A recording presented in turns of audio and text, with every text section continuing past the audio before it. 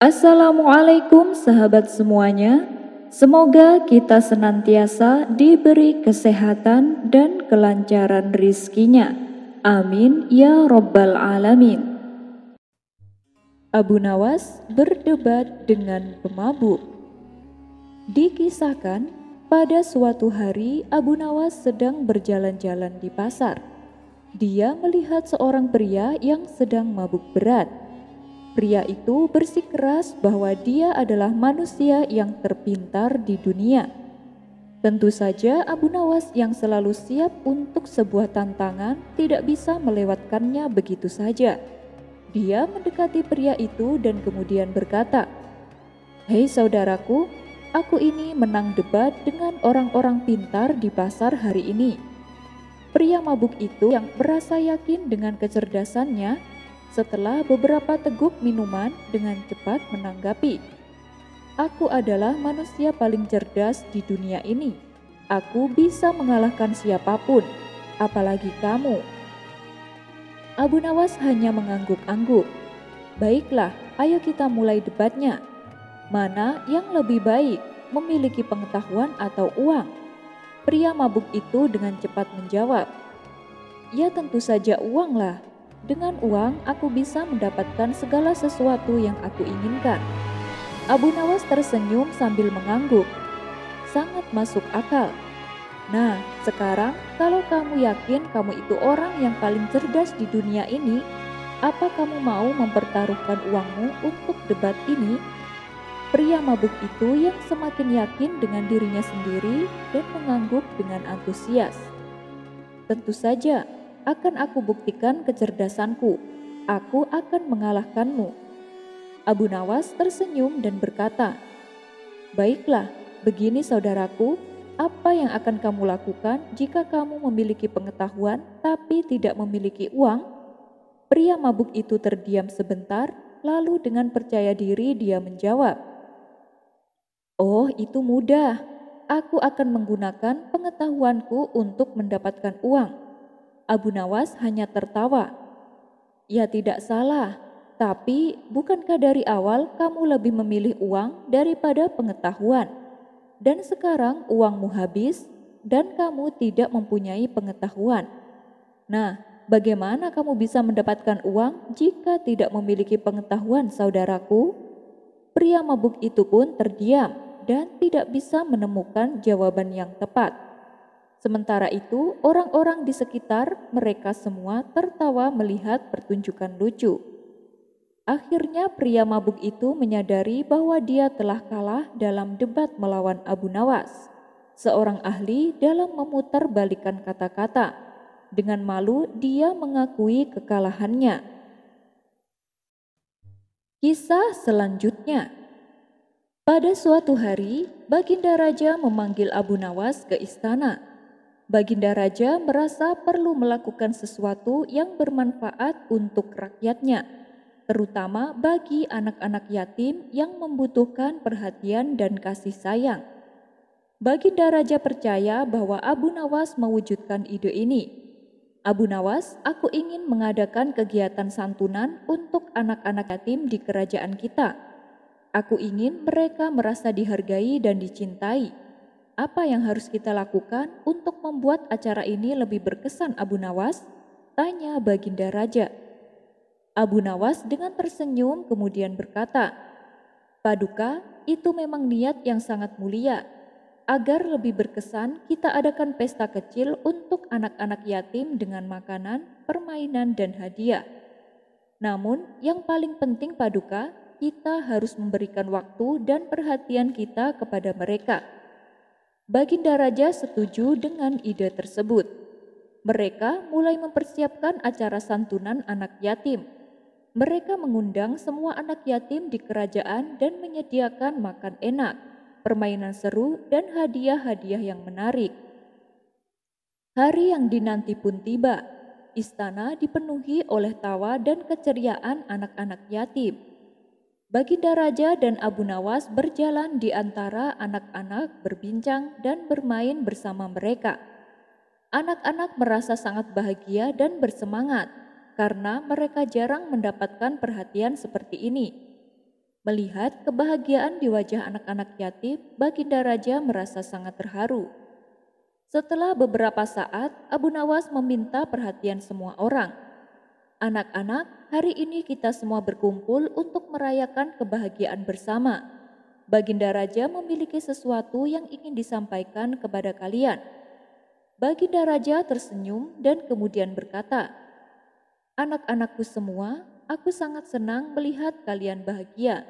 Kalian adalah masa depan kerajaan ini dan aku ingin kalian tahu bahwa kalian selalu dicintai dan dihargai. Hari ini aku belajar bahwa kebahagiaan sejati datang dari memberi dan berbagi dengan sesama."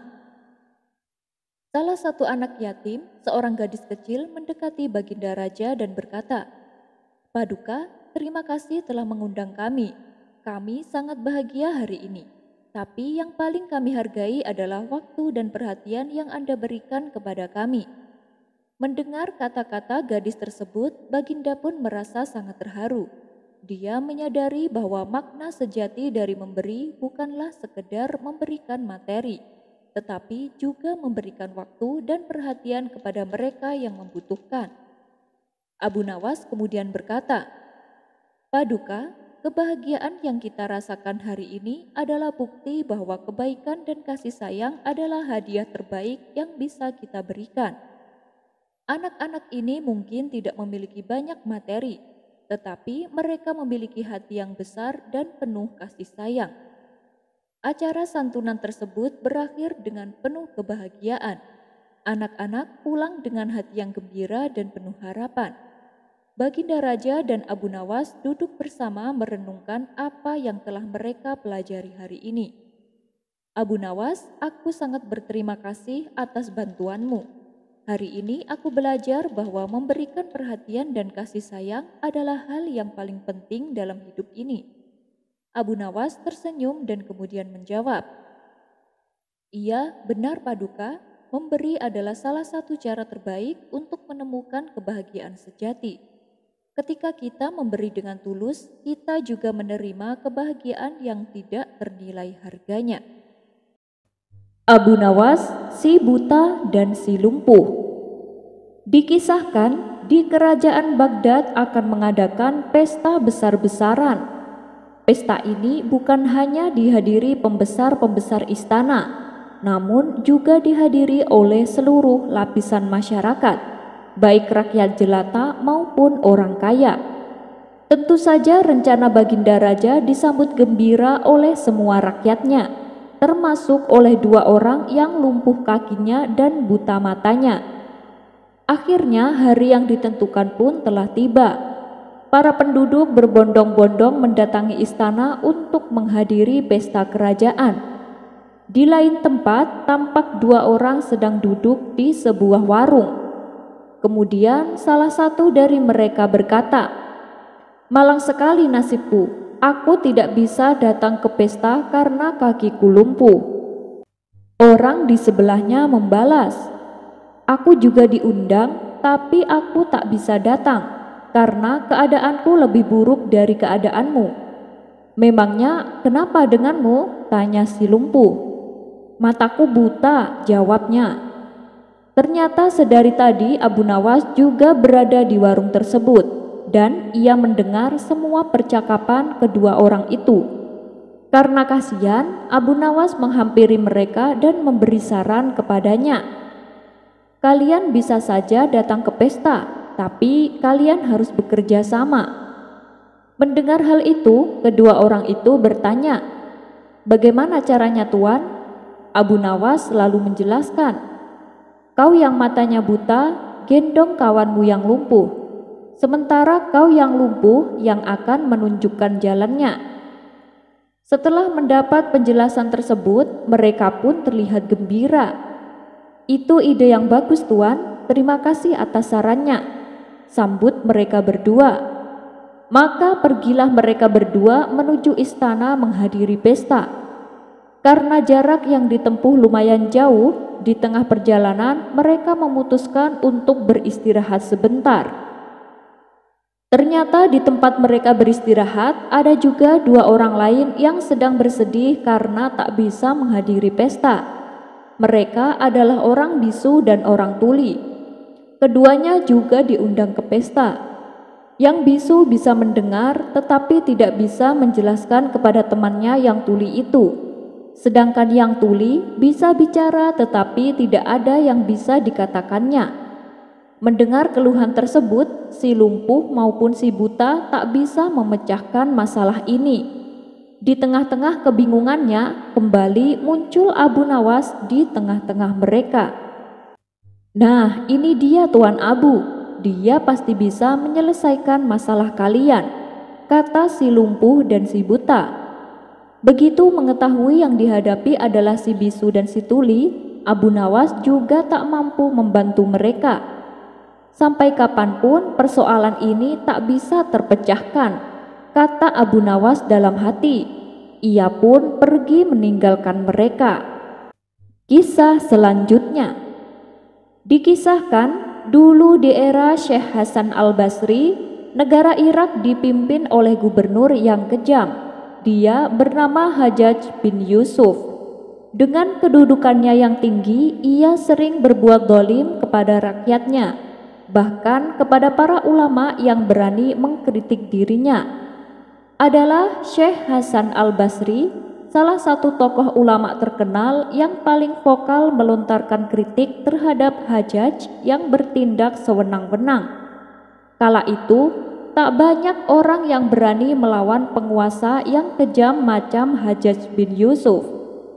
Suatu ketika, Hajjaj membangun istana yang megah untuk dirinya di wilayah kota Wasit. Ketika pembangunan selesai, maka diundanglah orang-orang untuk melihat dan mendoakannya.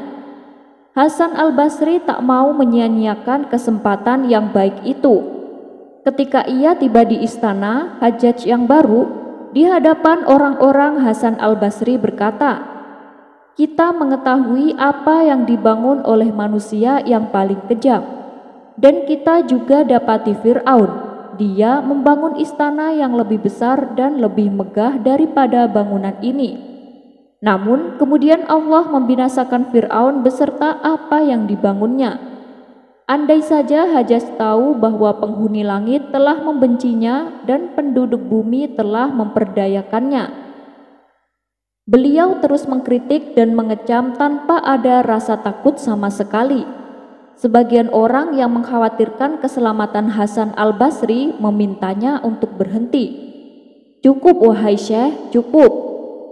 Namun bukannya berhenti, Hasan al-Basri kembali berkata, "Wahai saudaraku, Allah Subhanahu wa Ta'ala telah mengambil sumpah dari ulama agar menyampaikan kebenaran kepada manusia dan tak boleh menyembunyikannya." Keesokan harinya, Hajjaj mengadakan pertemuan bersama para pejabat istana. Lalu salah satu bawahannya memberitahukan kepada Hajjaj tentang perbuatan Syekh Hasan al-Basri. Seketika Hajjaj pun menjadi murka.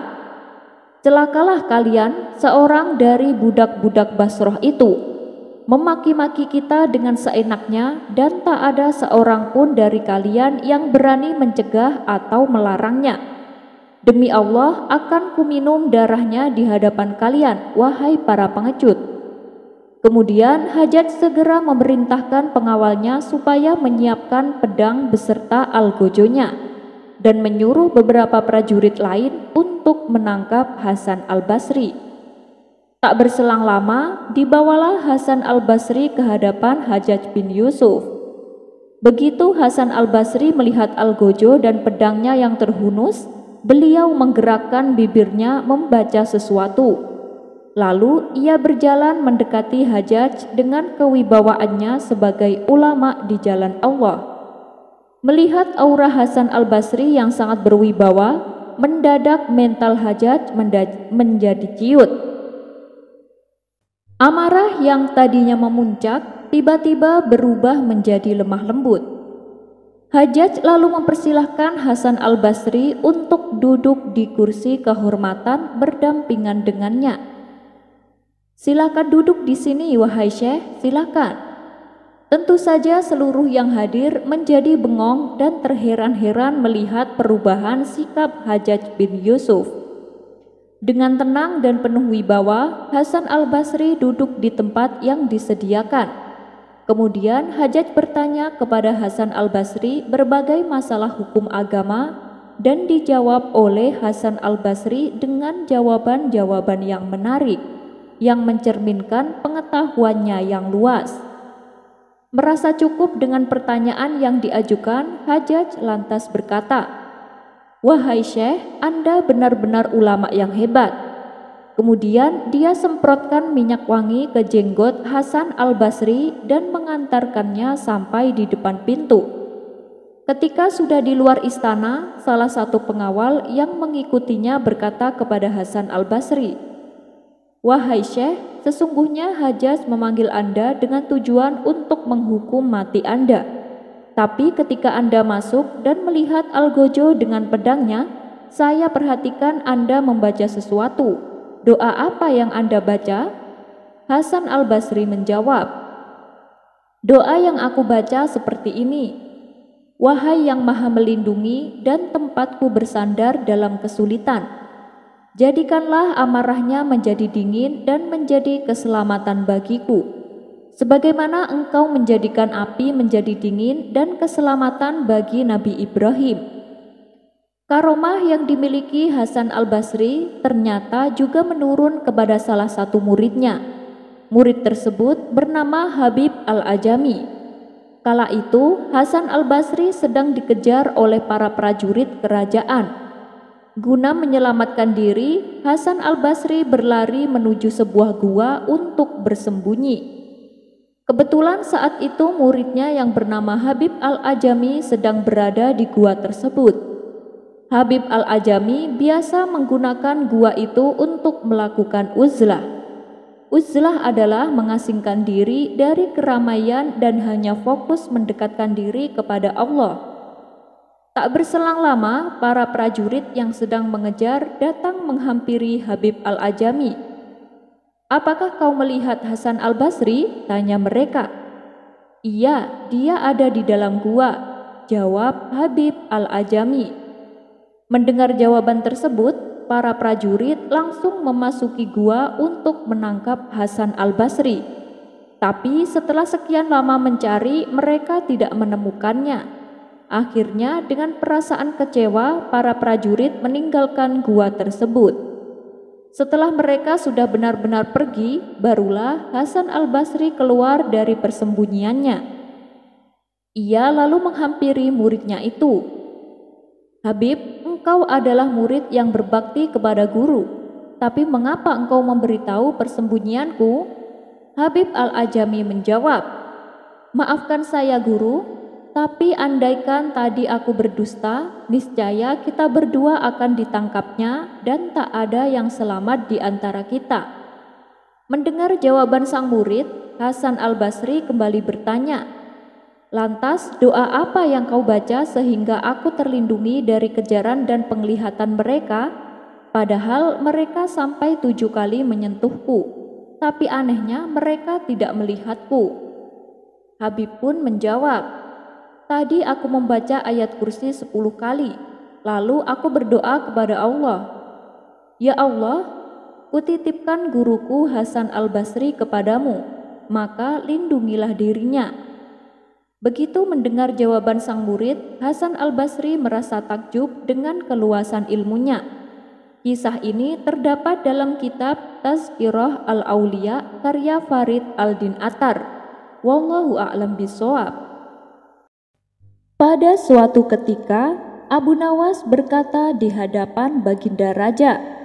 Ia mengaku bahwa dia adalah seorang pelawak yang bisa merubah air putih menjadi madu.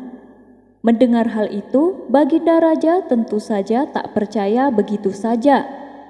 "Kau serius, Abu Nawas?" tanya Baginda Raja. "Kalau Paduka ingin bukti, saya bisa melakukannya sekarang," balas Abu Nawas. Baginda Raja yang merasa penasaran segera mengambil secangkir air putih dan menyerahkannya kepada Abu Nawas. Kemudian oleh Abu Nawas air di dalam cangkir tersebut dibacakan beberapa mantra. Setelah selesai dengan ritualnya, Abu Nawas menyerahkan kembali cangkir itu kepada Baginda Raja. "Silakan diminum paduka yang mulia," ucap Abu Nawas. Baginda Raja pun menuruti perkataannya. "Apa-apaan? Ini hanya air putih biasa, Abu Nawas," seru Baginda Raja. "Tentu saja paduka, saya tidak pernah mengatakan bahwa saya adalah seorang pesulap. Saya hanya seorang pelawak yang mencoba merubah air putih menjadi madu," balas Abu Nawas. "Wah, kalau begini caranya, kau harus dihukum, Abu Nawas, karena kau tak berhasil melakukannya," sahut Baginda Raja. "Dihukum? Apa saya tidak salah dengar, paduka? Perlu paduka ketahui, kalau pesulap yang ditunggu adalah keajaibannya. Jadi kalau tidak berhasil merubah air jadi madu, pantaslah kalau dihukum. Tapi kalau pelawak yang ditunggu adalah hiburannya. Meskipun tidak berhasil merubah air jadi madu, tapi setidaknya berhasil menghibur paduka," jelas Abu Nawas. Baginda Raja pun tersenyum mendengar pembelaan Abu Nawas. Kisah selanjutnya adalah Abu Nawas berdebat dengan ulama fikih. Pada suatu hari, Baginda Raja mengundang ulama yang bernama Syekh Faqih dengan tujuan untuk diajaknya berdiskusi mengenai pengetahuan agama.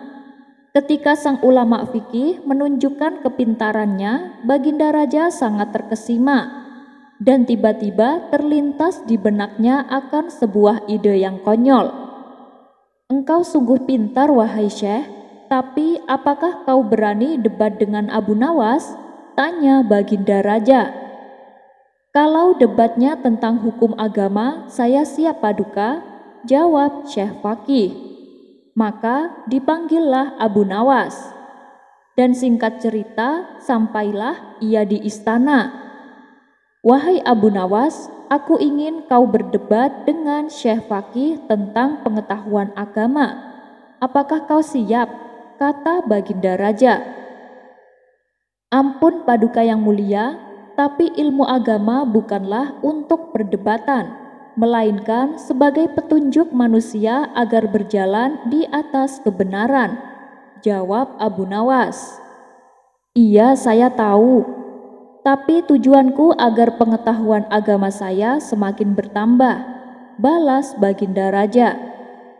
Sebenarnya Abu Nawas enggan memenuhi permintaan sang raja, apalagi kalau harus berdebat dengan Syekh Faqih, seorang ulama fikih yang sangat ia hormati. Tetapi karena Baginda Raja terus-terusan mendesaknya, Abu Nawas pun tak kuasa untuk menolak. Kemudian Baginda Raja membuat peraturan bahwa acara debat kali ini soal yang akan diajukan dari Baginda Raja, dan masing-masing harus menjawabnya dengan jawaban yang berbeda. "Baiklah, kita mulai dengan pertanyaan pertama. Wahai Syekh, apa yang akan Anda lakukan manakala melihat saya sholat tapi lupa jumlah rokaatnya?" tanya Baginda Raja kepada Syekh Faqih. "Saya akan menegur paduka dan menyuruhnya untuk sujud sahwi sebagai pengganti rokaat yang terlupa," jawab Syekh Faqih. "Sekarang giliranmu untuk menjawab, Abu Nawas. Apa yang akan kamu lakukan manakala melihat saya sholat tapi lupa jumlah rokaatnya?" tanya Baginda Raja. "Apakah paduka yakin ingin mengetahui jawaban saya? Dan apakah paduka tidak akan marah?" kata Abu Nawas balik bertanya. "Tentu saja saya yakin, Abu Nawas, dan kenapa pula saya harus marah?" timpal Baginda Raja.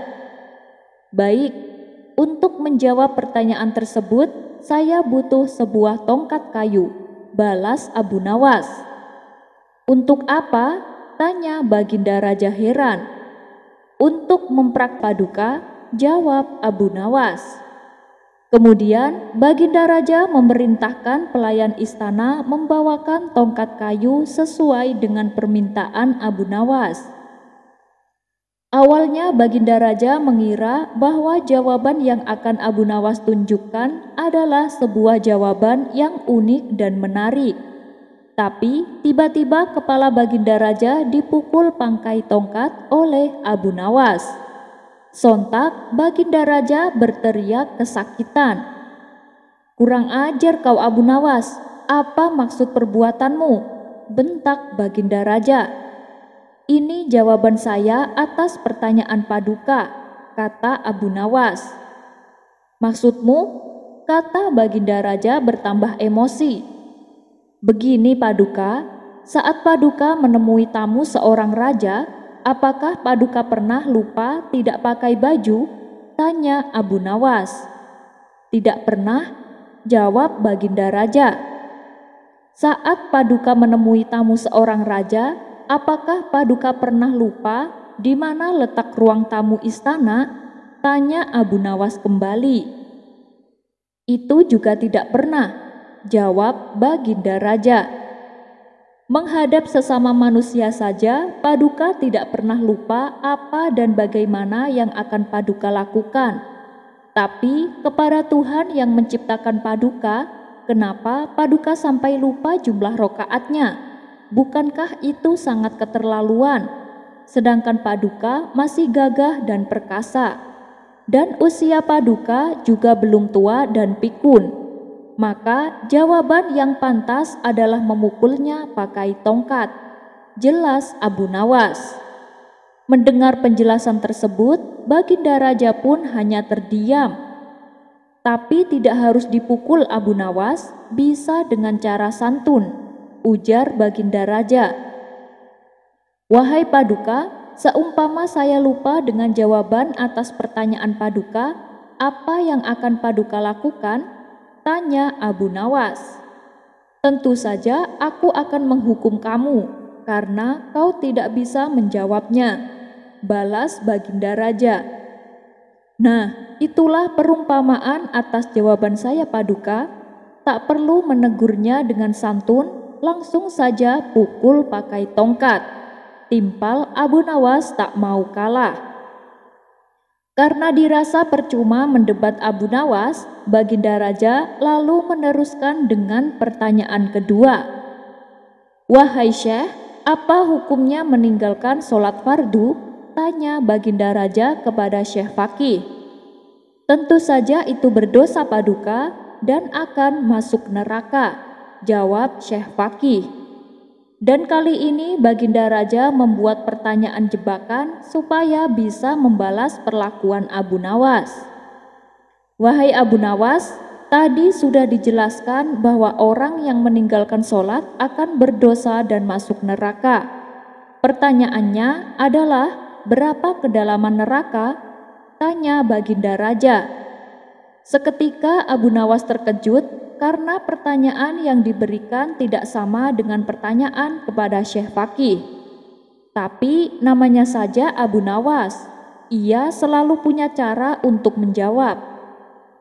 Lalu dengan santainya Abu Nawas berkata sambil mengelus-elus tongkatnya, "Paduka yakin ingin mendengar jawaban saya?" tanya Abu Nawas. Mendapat gertakan tersebut, Baginda Raja menjadi was-was. Jangan-jangan kejadian barusan akan terulang. "Tidak jadi Abu Nawas, kita sudahi saja pertemuan ini," ujar Baginda Raja. Syekh Fakih pun lalu dipersilahkan untuk pulang. Dan setelah Syekh Fakih berlalu, Abu Nawas juga ikut berpamitan. Tapi tiba-tiba Baginda Raja mencegahnya. "Tunggu Abu Nawas, aku masih penasaran. Sebenarnya jawaban apa yang akan kau berikan?" tanya Baginda Raja. "Saya tidak tahu jawabannya Paduka," balas Abu Nawas. "Lalu kenapa kau mengelus-elus tongkatmu?" tanya Baginda Raja kembali. "Saya bersiap-siap untuk memukul kepala saya sendiri Paduka, karena saya tidak tahu berapa kedalaman neraka," jawab Abu Nawas. "Sialan kamu Abu Nawas, ternyata aku tertipu dengan gertakanmu," ujar Baginda Raja kecewa. Dengan tertawa terkekeh-kekeh, Abu Nawas pun pergi meninggalkan istana. Abu Nawas nekat menjual istrinya. Pada kisah sebelumnya, kita sama-sama sudah mengetahui bahwa Abu Nawas mempunyai istri yang sangat cantik. Bagaimana tidak, istrinya adalah kembang desa yang pernah menjadi rebutan di kampungnya. Dan meskipun sudah diperistri oleh Abu Nawas, para pria masih saja menggodanya. Hingga akhirnya Abu Nawas pun mengerjai mereka. Walhasil, para pria tersebut menjadi kapok berurusan dengan Abu Nawas.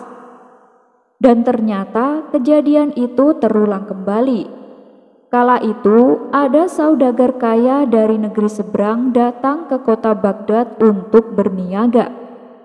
Saudagar tersebut terkenal dengan mata keranjangnya, sehingga apabila melihat wanita cantik, ia berusaha untuk memilikinya. Suatu ketika, tanpa sengaja ia melihat istri Abu Nawas yang sedang berjalan pulang dari pasar. Si saudagar tersebut sangat terpesona melihat kecantikannya. Segera saja si saudagar itu mencari tahu siapa gerangan wanita yang baru saja dilihatnya. Setelah bertanya kepada warga setempat, barulah ia mengetahui bahwa wanita itu adalah istri Abu Nawas. Tanpa menunggu lama, ia segera mendatangi rumah Abu Nawas. Setibanya di sana, terlihat Abu Nawas sedang duduk santai di depan rumah. "Hei, kamu Abu Nawas itu kan?" tanya si saudagar. "Iya benar, Anda ini siapa ya?" tanya Abu Nawas. "Kenalin, aku saudagar yang paling kaya dari negeri seberang," jawab si saudagar. "Oh, dari mana kau tahu namaku? Padahal aku tidak mengenalmu." "Terus apa keperluanmu datang kemari?" tanya Abu Nawas kembali. "Begini Abu Nawas, aku perhatikan kehidupanmu itu susah. Rumahmu juga kecil dan jelek lagi. Aku punya tawaran untukmu supaya hidupmu menjadi kaya," kata si saudagar. "Oh ya, apa itu tawarannya?" tanya Abu Nawas. "Begini, istrimu kan cantik. Kasihan dia tinggal di rumah jelekmu ini. Kalau kamu bersedia, ceraikan dia dan aku akan menikahinya. Dan jangan khawatir, sebagai imbalannya aku akan memberimu emas sebesar berat badan istrimu," kata si saudagar. Mendengar hal itu, spontan Abu Nawas menjadi emosi dan ingin segera memukulnya. Akan tetapi, ia berusaha menahan emosinya. Abu Nawas pun hanya terdiam sembari menghela nafas. "Gimana Abu Nawas? Kamu masih bingung ya? Baiklah, begini saja. Bagaimana kalau emasnya aku beri 2 kali lipat dari berat badan istrimu?" tanya si saudagar. Menyadari tamunya adalah saudagar mata keranjang, muncullah di benak Abu Nawas untuk mengerjainya. Kemudian ia berkata kepada saudagar kaya, "Ya, kalau aku sih setuju-setuju saja, tapi tunggu ya." "Bener nih Abu Nawas, lalu aku tunggu sampai kapan? Gak lama kan?" tanya si saudagar tak sabar. "Tunggu sampai istriku berat badannya menjadi 1 kintal. Lumayan kan, aku bisa mendapatkan emas 2 kintal, jawab Abu Nawas. "Lah, itu sih percuma. Mana mungkin aku mau istri berbadan besar," gerutu si saudagar. Lantas ia pun pergi meninggalkan rumah Abu Nawas. Sementara Abu Nawas tertawa terkekeh-kekeh melihat reaksi saudagar kaya tersebut. Abu Nawas menyelesaikan sengketa tanah. Abu Nawas sudah berkali-kali menyelesaikan berbagai sengketa antara kawannya dengan tuan tanah. Kekuatan ekonomi tuan tanah yang kaya raya tak lantas membuat Abu Nawas memihak atau bahkan takut kepada tuan tanah. Ia dengan sangat tegas memutuskan siapa yang salah dan siapa yang benar. Lalu, bagaimana jika yang bersengketa dengan tuan tanah adalah Abu Nawas itu sendiri? Masih adakah hakim yang selugas Abu Nawas dalam memutus suatu perkara tanpa memihak atau takut kepada yang mempunyai kekuatan ekonomi? Dan kisah yang akan kita dengar bersama ini adalah cara jitu Abu Nawas dalam mempertahankan haknya ketika diserobot oleh tuan tanah. Berikut kisah lengkapnya.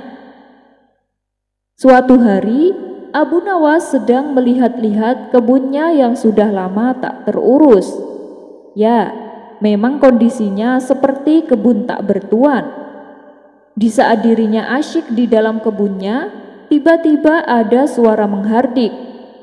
"Woi, ngapain kau masuk ke dalam kebunku?" Abu Nawas pun kaget, celingak-celinguk mencari dari mana suara itu berasal. Ternyata itu adalah suara seorang laki-laki yang sering dijuluki sebagai tuan tanah. Ia sedari tadi berdiri di pinggir kebun sambil memperhatikan Abu Nawas. Karena tak terima kebunnya diaku-aku oleh orang lain, Abu Nawas pun membantahnya dengan berkata, "Apa? Ini kan kebunku, gak usah ngaku-ngaku kamu." Tapi tuan tanah bersikeras. Dia mengklaim bahwa kebun tersebut adalah miliknya. Begitu juga dengan Abu Nawas. Keributan pun tak bisa dihindari. Keduanya sama-sama tak mau mengalah. Kasus ini jelas ruwet, karena pada zaman itu tidak ada yang namanya sertifikat tanah. Jadi keduanya tidak mempunyai bukti yang jelas atas kepemilikan tanahnya.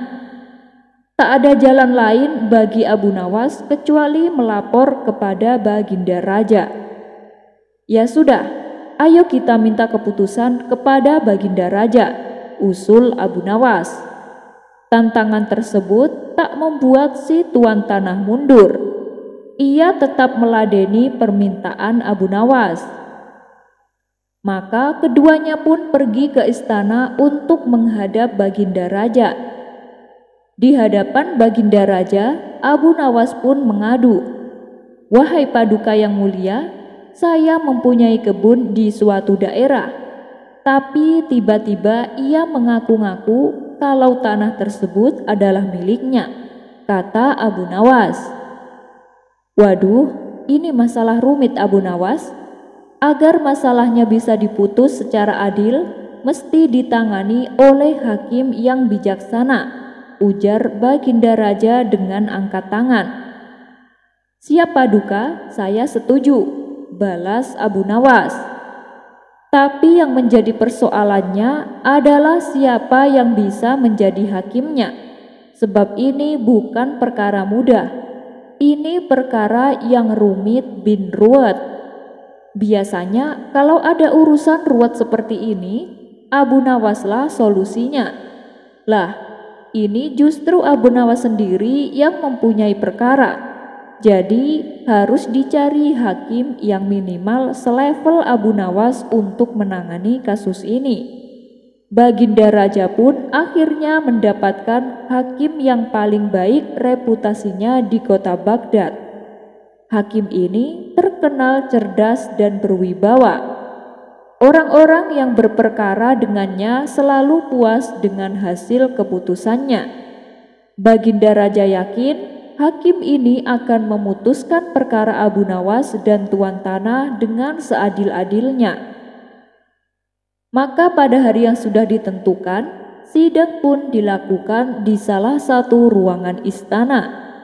Dalam sidang itu, selain pihak yang bersengketa, hadir juga Baginda Raja. Rupanya Baginda Raja ingin tahu siapa sesungguhnya yang mengaku-ngaku. dan menjadi biang kerok keruwetan ini. Baginda Raja yakin kalau klaim Abu Nawas atas kebunnya tidak mengada-ngada, tapi sangat sulit bagi dirinya untuk begitu saja memenangkan Abu Nawas tanpa barang bukti. Sebelum sidang dimulai, Baginda Raja berkata, "Bila di antara kalian berdua ada yang terbukti bersalah dengan mengaku-ngaku kebun tersebut, maka hukuman penjara siap menantinya," ancam Baginda Raja. Oleh karena itu, sebelum sidang dimulai, saya kasih satu kesempatan lagi. Kalau mau jujur sekarang, saya tidak akan menghukumnya, ucap Baginda Raja melanjutkan. Tapi si tuan tanah tetap pada pendiriannya, dan sidang pun langsung dimulai. Nah, untuk menguji kebenaran atas pengakuan kebun itu, maka sang hakim bertanya kepada kedua belah pihak yang bersengketa. "Berapa jumlah pohon di dalam kebunmu, Tuan?" tanya sang hakim kepada tuan tanah. Ditanya demikian, si tuan tanah tampak kebingungan, bahkan cenderung panik dan gelagapan. Sedangkan Abu Nawas tampak lebih tenang. Padahal Abu Nawas sendiri juga nggak tahu jumlah pohon yang ada di kebunnya. Ya karena ia tak pernah menghitungnya. Lagi pula, siapa yang sudi menghitung pohon di kebun?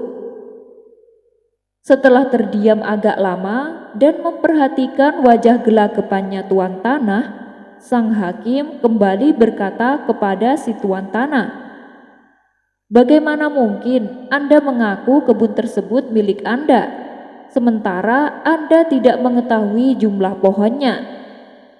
Si tuan tanah hanya menunduk dalam-dalam. Ia tampaknya grogi berat. Melihat tingkah tuan tanah ini, hakim dan Baginda Raja semakin yakin kalau si tuan tanahlah yang berbohong. Kemudian pertanyaan tadi juga diajukan oleh sang hakim kepada Abu Nawas. "Sekarang giliranmu, Abu Nawas. Berapa jumlah pohon yang ada di kebunmu?" tanya sang hakim. "Maaf Tuan Hakim, sebelum saya menjawabnya, bolehkah saya bertanya kepada Tuan?" ucap Abu Nawas.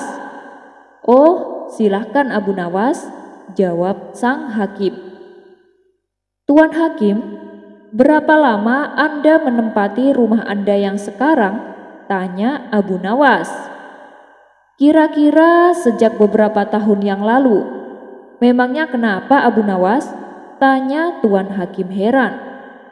"Oh enggak, saya cuma mau bertanya, berapa jumlah genteng yang ada di rumah Anda, Tuan?"